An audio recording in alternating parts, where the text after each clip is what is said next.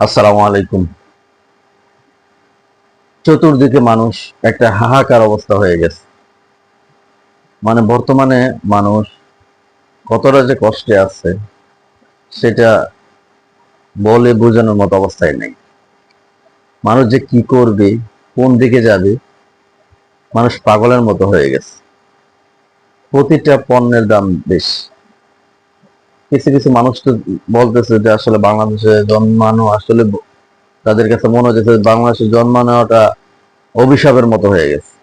দেশ কিভাবে চলতেছে, যেদিকে যায় সেদিকেই দাম বৃদ্ধি।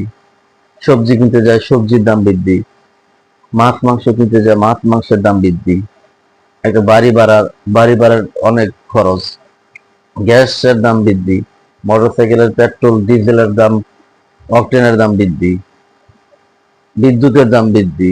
মানে মানুষ এখন কোন জায়গায় যাবে, কি করবে, মনে হইতেছে যে পাগলের মতো অবস্থা হয়ে গেছে।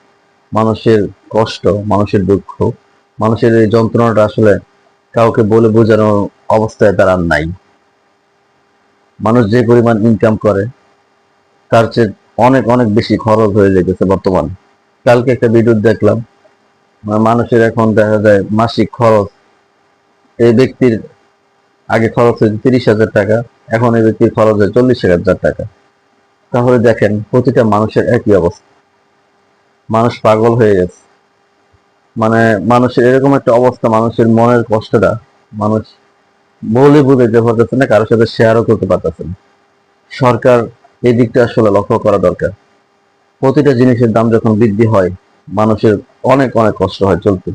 বিদ্যুতের দাম বেড়ে গেছে, তেলের দাম বেড়ে গেছে, গ্যাসের দাম বাড়ার কারণে প্রতিটা রাস্তাঘাটে যারা চলতেছে দেখা যাচ্ছে যে যেই অটো ভাড়া বা সিএনজি ভাড়া আগে আসছিল 60 টাকা, এই সিএনজি ভাড়া হয়ে গেছে এখন 120 টাকা। সাধারণ মানুষের পকেট থেকে যে পরিমাণ খরচ হইতেছে সেই পরিমাণ ইনকাম তো আর নাই, তাদের ইনকাম আর এরকম বাড়ে নাই।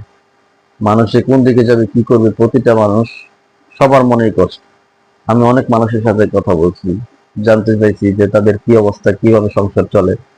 আসলে প্রতিটা মানুষই তাদের মনের যে কষ্টটা প্রকাশ করছে যে আসলে চলতে বর্তমানে খুবই কষ্ট হইতেছে। কিভাবে চলবে, মানে কোন রকম দিন আনতেছে দিন খাইতেছে, খালি কোন রকম তাদের জীবনটা পাস করতেছে। আর আশায় রয়েছে হয়তোবা আজকে হোক কালকে হোক, হয়তোবা আসলে দেশের অবস্থাটা পরিস্থিতি হয়তোবা ঠিক হয়ে যাবে। কিন্তু যে পরিস্থিতি দিনকে দিন দেখা যায় আসলে খারাপের দিকে হয়ে যাচ্ছে। মাছ মাংস, সবজি তরকারি, চাল ডাল তেল, গ্যাস, বিদ্যুৎ, সব কিছুর দাম এরকম এরকম বেশি যে মানুষ এইগুলোর খরচ বহন করাটা অনেক কষ্টের বিষয় হয়ে দাঁড়াইছে। আসলে সরকার যদি এই জিনিসটা এখনো নিয়ন্ত্রণ না করে, যদি সিন্ডিকেটের কারণে হয় তাহলে যেন সিন্ডিকেটটা ভেঙে দেওয়া হয়। এখনো যদি সরকার এই জিনিসটা নিয়ন্ত্রণ না করে, মানুষের যে কষ্টটা আসলে সেটা কার কাছে আর প্রকাশ করবে। সরকারের বোঝা উচিত যে এই কষ্টটা মানুষের জন্য লাঘব করা হয়। সরকার নির্ধারণ করছে জনসাধারণ, আর সরকারের দায়িত্ব কর্তব্য হলো জনসাধারণের দিকে লক্ষ্য করা, তাদের যে কষ্টগুলো হয় সেই কষ্টগুলো যেন দূর করা হয়। সবাই ভালো থাকবেন, সুস্থ থাকবেন। আসসালামু আলাইকুম।